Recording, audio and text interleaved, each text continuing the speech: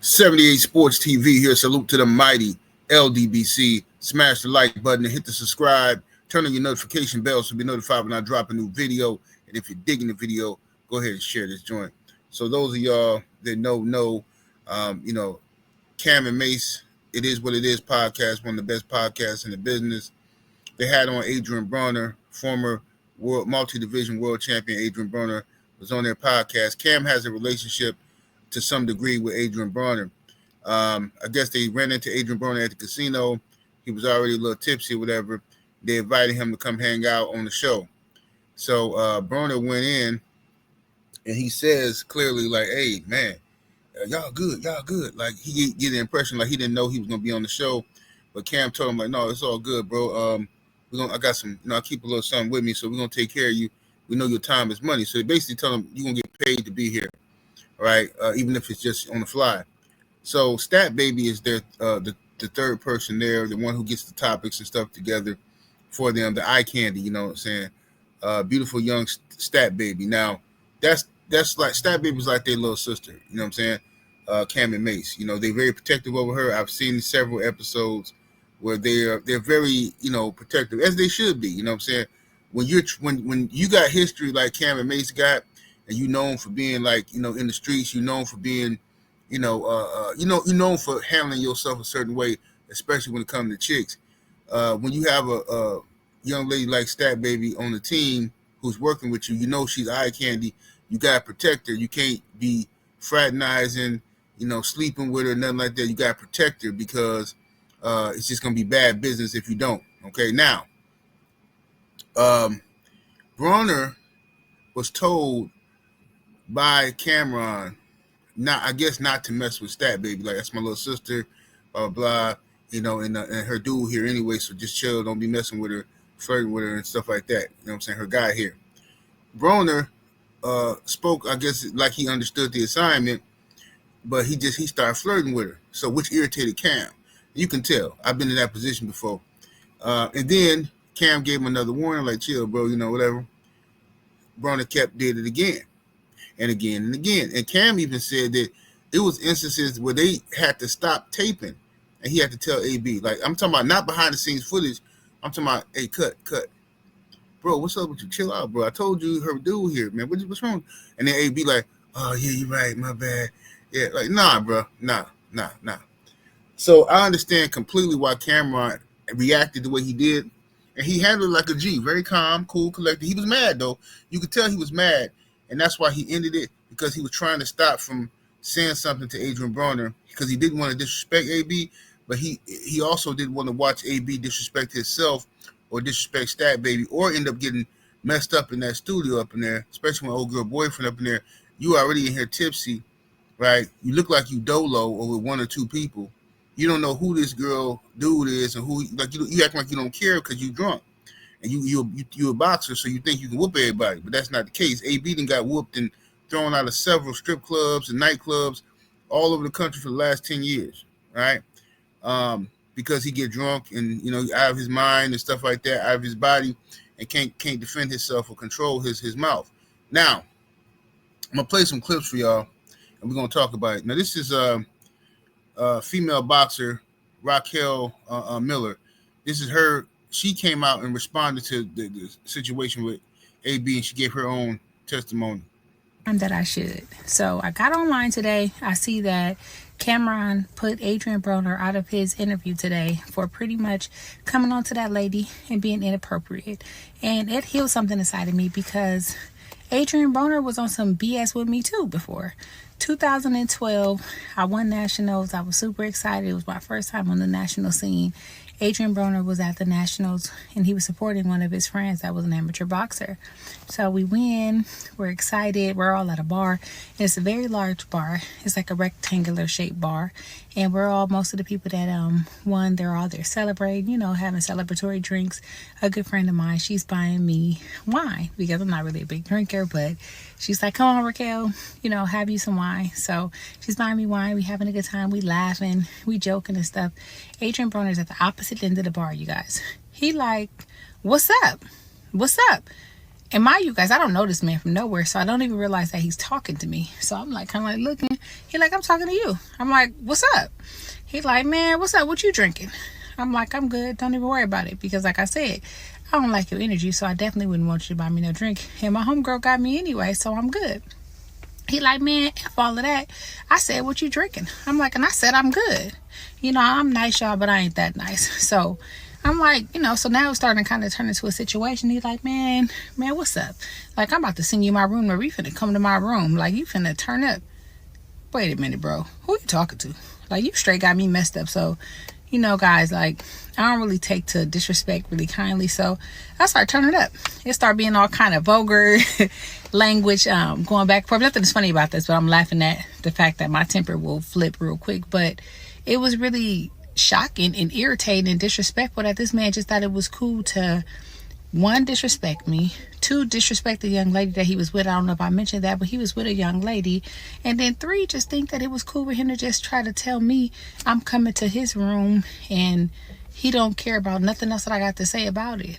And it was like just crazy disrespectful. I never really felt him much after that. And then like a couple months later, I seen him at the Olympic Training Center and he ended up apologizing to me, but it was still like, yo, not cool. So seeing Cam today actually put that man out for coming on to that lady and being weird, it healed something in me, because I'm happy to see men standing up for women, because that is so important. And it shouldn't be because she got a man there. It should be because you simply want to stand up for women, especially when your boys are being disrespectful. Oh, that was a female boxer Raquel Miller's statement about what her experience with Adrien Broner. You also heard other women like Alicia Baumgartner and different other people have issues with Adrien Broner. Now, let me let Cameron give you his perspective in the aftermath of what happened, right? Because a lot of people are now mad at Cameron. After praising Cameron, a lot of dudes is mad at Cameron because after he escorted Adrien Broner out like a player, according to the reports, Adrien Broner was still trying to talk to them through the glass, like trying to get stat attention and trying to get Cameron attention through the glass. I guess trying to say he ain't gonna do it no more or something. And Cameron, out of frustration, said, "Man, I ain't trying to talk to, you know what I'm saying, a drunk, you know what I'm saying, drunk dope fiend stuff." Whatever. He says, I'm paraphrasing. He's like, "I ain't trying to talk to the drunk addict, whatever." You know what I'm saying? They can't control themselves. Now I understand that perspective. A lot of people angry because they're like, "Oh man, why you say it to his face? Why you say it to his face?" Listen, bro, this is what irritates me about our people. We have some of the most. Listen, I'm gonna be careful how I say this, bro. We have to have better conflict resolution skills, okay? Because our people in our community love confrontation. We pull up on people. We got this I ain't no punk situation, and that I mean I don't know what y'all think that's gonna get you, but all it's doing is making a lot of people see an early grave. A lot of people end up in prison, and life moves on without you, bro. You barely get any letters while you locked up, so I don't even know what y'all fighting to prove. You know what I'm saying? But oh man, why you say it to his face? For what? Adrien Broner was clearly drunk. If Cameron would have whooped Adrien Broner, everybody would have said Cameron stole on dude while he was drunk. Adrien Broner wasn't in his right self. Oh, they jumped Adrien Broner. That's messed up. It was no win situation with this situation. You see, so I understand where Cameron's coming from in that perspective. But let me play this, and I will go to it. What's good, everybody? I just wanted to talk about the AB shit real quick. You know, I didn't even address it yesterday, anything like that, but I just wanted to put some context to what happened. Because I see a few people like, yo, Kim, how you loved the nigga? How you say you loved the nigga, then kicked the nigga out? Look, I didn't just meet AB that day. I've known AB for some years, and I consider him a friend, to be totally honest with you. Not the friend that you be like, yo, let's get some bitches, yo, let's get this money. Nah. One of them friends where you be like, yo, how you doing? When we bump into each other, mutual respect, and we got some mutual friends in Ohio. So that's first and foremost. And when I seen him walking through the casino, I said, yo, hey, come on the show. It wasn't like he was booked to come on the show or anything like that. And he came on the show. And I seen he was a little tipsy, but he was definitely coherent. If you watch that whole episode, very witty, very funny, quick on his feet. I think he has a great career in television. If he doesn't do this anymore, I think he's very funny, witty, etc. And he's a friend of mine.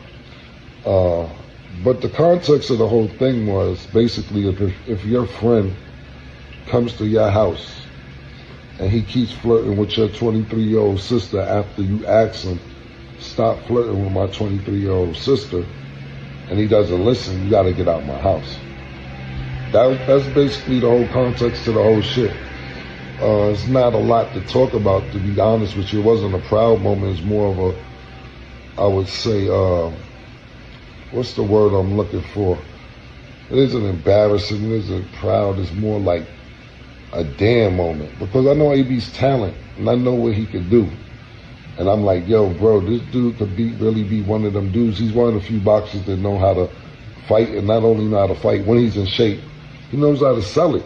A lot of boxers could box and can't talk. A lot of boxers but can't fight. He has the kind of the total package when it comes to that pause. But you can't come in my house and flirt with my 23-year-old sister and we ask you to stop and you don't stop. It's even parts where we edited out where I said stop taping. Yo, you got to stop. Even that didn't air on the show. And he said, cool, but then he didn't stop. So that's just basically the context of what happened. And it was some things, that's what I did want to say. It was some things that I said when he left the room purely out of frustration. It's like your man, you know he's super duper good at what he does, but he just can't get it together. So when he walked out the room, what I said was more out of frustration, like, this fucking nigga, I'm not going to repeat what I said, but it's more like, it's why this nigga can't get it together type vibe in my brain. But I mean, whether you liked it or didn't like it, but it was just purely, you can't come in my house and flirt with my sister that's 23 years old and we asked you not to. But I'm rooting for AB, I'm praying for him, and I hope he does get together because I think he's an extraordinary talent. And that's that, man. All right, that was Cameron's statement as to response to the backlash from certain people who was criticizing him for not saying what he said to Adrien Broner's face when Broner had left out or whatever, like basically calling him a dope fiend. Now, the only thing I disagree with Cameron on that I didn't like he did in this video, he was being very strategic like a politician, which I didn't like. He kept saying, my 23-year-old sister, my 23-year-old, bro, stop it, Cam. You just smash chicks 18 to whatever, you know what I'm saying? Don't play them games like all of a sudden 23 ain't grown all of a sudden. Don't do that. Stat Baby is a beautiful grown woman. She be on Instagram showing that thing. She know exactly what she doing. So don't play that 23-year-old game. Yeah, we ain't finna change the age of consent all of a sudden just because you getting some backlash. We're not gonna do that. So I didn't like that. I thought that was I didn't like that technique that he just used to try to get some, some brownie points. But I do understand. You should have just said, look, that's my sister. Bottom line, when you come into anybody's space, you gotta respect their boundaries and respect their laws. I don't care if she was 62. You know what I'm saying? If you tell somebody not to mess with her and they steady messing with her, then you warn them again, they steady messing with her. You tell them again, like, bro, no, now you disrespecting me, you disrespecting my home, and you acting like either you think I'm a sucker or you looking for, well, I don't know what you think this is, but you gotta go. You know what I mean? And I've been in that situation before. I have, I like to have a drink myself. Everybody who know me know that. But in my old circle of friends, I had a cousin who would get bopped. You know what I'm saying? He'd get real toe up from the floor. I love him to death. You know what I'm saying? When he ain't drunk, cool in the fan. When he just got a little bit in his system, he cool in the fan. But he got his limit. He always go over his limit. He pushed past his limit. Like if you get this dude one beer, because he like that malt liquor, you know what I'm saying? Me personally, I don't like beer, I don't like malt liquor. You know what I'm saying? But he should drink the OE, right? So he'll get him a tall can, OE, or a 40 ounce, right? But usually he'll get like a 4-pack of OE, right? Or some tall cans. And he'll say after that first OE, he good. He laughing, having a good time, whatever. Second one, he good. You know what I'm saying? But once you get to about that third tall can OE, you start seeing a shift in his energy, like where he goes from being happy to like a depression state. You know what I'm saying? It's like a roller coaster ride with alcohol. You know what I mean? So then once he get really bopped, he starts thinking about past trauma and old dirt that was done that ain't supposed to be talked about no more. It's like, bro, shut up, bro. Let it go, fam. It happened. Stop talking about stuff, bro. You can get somebody locked up, man. You know what I'm saying? This dude digging up bones and skeletons and stuff. Hey, man, I'm just saying, he didn't deserve it, bro. He didn't deserve it, bro. We was wrong. We gotta admit that, man. How we gonna get to heaven, bro? If you don't shut up talking to me, bro, be quiet. Shut up. No, he one of them cats, right? So, but then this is the main issue with him, because all that you can handle. The main issue with him is with women. If it's women around, he becomes very, very snaky, disrespectful, grimy type of dude. You know what I'm saying? That's where you see his true colors when women is around. You know what I'm saying? He starts sizing up women, looking at chicks, and he don't care. I didn't have to save this dude. Not just me, but my family members. We had to save this dude so many times from getting, severely harmed. You know what I'm saying? Or unalive. I remember one time one of my cousins had a fight party. I think it was for Mayweather versus Ortiz. Mayweather versus Ortiz. Remember Victor Ortiz? Yeah, Mayweather versus Ortiz, right? So one of my cousins had a fight party in his basement. So we get down there, we chilling, and my drunk cousin there. I ain't trying to, I don't want to disrespect him calling him drunk cousin, because he stopped drinking. He ain't no alcohol no more, which I'm proud of him for. You know what I'm saying? But he this is back when he was like a heavy drinker. So it's this dude who come down there, and I don't know why dudes do this, but it's a fight party, right? So you come into your guy's basement. It's finna be hard leg city down there. Nothing but testosterone, drunk dudes down there drinking and smoking, right? We all understand this. So it's always that one dude who want to bring his broad. Either he forced to bring his broad, or he wants to show her off, right? So the dude brought his girl. She's a beautiful chick, okay? And he bring her down there. Everybody, it's nothing but men in the basement. Everybody down there drunk, faded, and he bring his girl. And so I knew right away, like, oh boy, here we go. It's always one who had to bring his girl, and she fine. It'd be different if she was ugly, but she fine. You know what I'm saying? So I see my cousin drunk eyeing her, and he drunk. He's not paying attention to the fact that everybody can see you eyeing her. It's not like you're looking through a peephole or you got sunglasses on. Everyone can see you eyeing her. So I whispered, and I see old boy looking at my cousin like, what this dude looking at, right? So I whispered to my cousin. I said, hey, cuz, I know you tipsy, bro, but don't start nothing tonight, bro. Maintain, bro. Like, stop looking at dude, girl, bro. Come on, let's have a good time, bro. This why, you know what I'm saying? That's why people don't be wanting to invite you to nothing, bro. Chill out. And he's like, well, I ain't even do nothing. You talk about something I ain't even did yet. See, this is what I'm talking about. I ain't even did nothing. So, all right, cuz, just letting you know, man. Chill, bro. Stop looking at the dude, girl. So then, of course, I think it was after Ortiz had headbutted Floyd, and then Floyd two-pieced him and stopped him or whatever. We all like, oh, snap. We all jumping around and stuff, in the basement and stuff like that. And I look back, and this dude who have his girl with him, this dude roared like a lion. I mean, he know the whole basement is full of our family, our people. So he the outsider. He didn't care. At this point, it's go time because he feel disrespected. And I'm not even seeing all this happening because I'm watching the fight. But apparently, my cousin went over there and touched his girl, like ran his fingers through his old boy girl hair. So old boy told my cousin, like, hey man, chill out. You know what I'm saying? Chill out. I know you drunk, you know what I'm saying? So I'm gonna let you make it, but chill out, you know what I'm saying? So I guess my cousin did it again. Put hands on the girl, like touch her shoulder or shirt or something. I didn't see that part, but another family member seen it. And so dude snapped. He picked my cousin up, and within split second, bro. I'm watching the fight, and it's over with. Floyd knocked him out. Then all of a sudden I hear, I turn around. My cousin go flying through the air. Dude threw him. Luckily the couch was over there. He threw him on the couch. So everybody, we grab old boy. You know what I'm saying? We tell him like, no, it's cool, you know. So we don't want to, you know what I'm saying? Usually when stuff like that happen, dude end up getting whooped. But we weren't finna do that because we know my cousin was drunk and he probably did something goofy. So anyway, Um, that's just one incident, but it's been so many incidents where we had to save dude because when he get around women, he just becomes super duper thirsty. Like he got to be chosen. Like he got to be the one to get chose. You know what I'm saying? Wouldn't have been by people's house before. Man, oh yeah, I forgot about this story. I took this dude by my man's house back in the day. Now this is whatever. It's on some street stuff, right? My cousin didn't know this dude. I know the dude, right? So I did business with him. But this is my guy. So we get there, and it's him and his girl, and him, his girl, and who else? Him, his girl, and I think this other cat.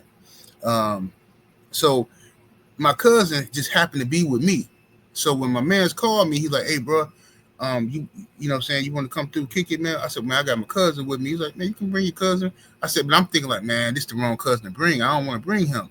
Like, I gotta know how, like, because then I'm gonna be his handler. I can't get drunk or get high how I want to because I gotta babysit this dude. You know what I'm saying? So but at the same time, you feel bad because cuz know you finna drop him off because you know what I'm saying. He can hear we in the car. He can hear dude talking on the phone, so he know that we just got invited to this little get together. So I'm like, all right, man, come on. So I take my cousin over there reluctantly. He started off cool, but here's the problem. They got these white folks, right? So they got a 30-pack. They got like a 30 case of a case of like Budweiser or something or Miller High Life or something. But they got beer. I don't know which one it was. I don't drink beer, but they got like a 30-pack over there. So my cousin see this, and boy, his eyes lit up, boy. And this man sat there drinking. And I'm just like, man, cuz, slow down, bro. Just calm down. You acting like this the last beer on earth, man. Because I already know. So now I can't get bopped because, we in the house with these guys. These are my people. You know what I'm saying? They good. We do business together, but still, you know what I'm saying? I got to be on alert, on point. So, sure enough, my homeboy whose house it was, his girl walking around in these little booty shorts. You know how white girls do. They don't have no sense of understanding or their environment. They just walk around in like little drawers and just act like it don't mean nothing. So she steady walking around. So my cousin, he just steady eyeing her. He's steady eyeing her. So I'm like, bruh, stop looking at this girl, bro. We finna go. So I keep trying to make excuses to go. And then my guy like, man, you just got here, man. You got here. I'm like, dude, you don't know my cousin, bro. We need to go. So eventually, long story short, my cousin then reached out, and I saved him here. The girl, she was being reckless too. The girl, my homeboy girl, was being reckless, but she was cleaning up the stuff off the table because somebody had knocked over an ashtray. So she went in the kitchen and got some stuff, and she came back, and she bent over. Now, mind you, I told you she got some little shorts on. So she bent over like I want a few feet in front of us, right, cleaning the stuff up. Now, she does stuff like this all the time. I'm used to it. It ain't no big deal. But for the person who ain't used to it, like my cousin, he wasn't used to it. And I don't know, he just forgot where he was at, man. He reached out to grab, and I slapped his hand, snatched him up, like, bro, what the F is wrong with you? Let's go. So then we had to get him up out of there. But he do stuff like that all the time. So my point is, Adrien Broner is one of them guys. He's a very talented brother and stuff like that, but he's also a waste of talent. You know what I'm saying? And this is self-inflicted injury, self-inflicted wounds. You know what I mean? The Adrien Broner has done to himself. You know what I mean? The reason why Terrence Crawford and Floyd Mayweather are the best fighters of our generation is because they protect their bodies and and they doing all this. You know what I mean? Look, these guys are athletes. They don't drink. They don't smoke. They don't do none of that stuff. And that's why we look up to them as far as their athletic ability and what they've been able to accomplish. Meanwhile, now I'm in my 40s, my body breaking down from all the damage I did to it from partying and smoking and drinking. And, you know what I'm saying? It's cool when you're young. You know what I'm saying? Wake up in the hotel room with two chicks and you got a headache and, you know what I'm saying, a box of half box of pizza and, you know what I'm saying, a couple empty bottles of 1738 Remy Martin. You know what I'm saying? We had a good time. Man, that's all, man. It's a great life. And then you get 40, you get the disease of kings, man. arthritis, gout, you know what I'm saying, all kind of injuries and stuff from living them type of life, and it's kicking me in my behind right now. You know what I'm saying? It's tearing me right on up, and I can't complain because I did what I did. But with Adrien Broner, um, you know, uh, I understand why Cameron did what he did. He was protecting Adrien Broner from anything. Cameron handled it like a G. And because had he not handled it like a G, had he could have sized up AB and said, "Oh, this dude drunk. I'm finna play him." He could have started talking crazy to AB and use this as an opportunity to jump on AB, make a fool of him or something like that. He could have did that, but he didn't. He walked him out like a brother.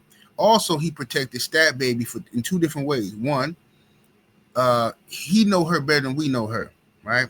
A lot of people criticizing Stat for being giggly and smiling and stuff like that, giving what they say giving AB too much attention, but you don't know if that's nervous energy or not. There's a lot of chicks out here who get uncomfortable when dudes press them, and they don't know how to shut it down. You know what I'm saying? As they get older, they learn how to shut it down. But a lot of little young chicks, they don't know how. They just let stuff escalate, and they don't know how to shut stuff down.